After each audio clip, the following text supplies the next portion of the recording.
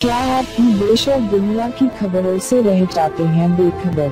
तो सब्सक्राइब कर लीजिए हमारे HT न्यूज चैनल को और बेल आइकॉन को दबाना मत भूलिएगा।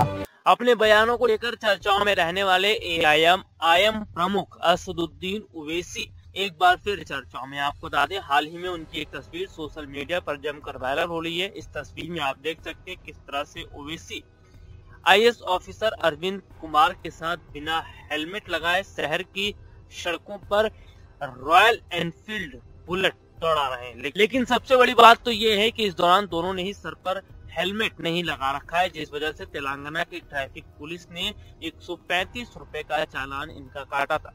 वहीं गलती मानते हुए इस चालान का भुगतान किया जा चुका है। IAS ऑफिसर अरविंद कुमार ने ट्वीट कर चालान के भुगतान की रसीद भी जारी कर दी। इस तस्वीर में आप देख सकते हैं किस तरह से उन्होंने चालान के भुगतान की रसीद जारी की है। वैसे आपकी जानकारी के लिए बता दें, ऐसा पहली बार नहीं हुआ है। इससे पहले भी कई नेता ऐसे दिखे हैं जिन्होंने बाइक चलाते वक्त हेलमेट सर पर नहीं पहन रखा था।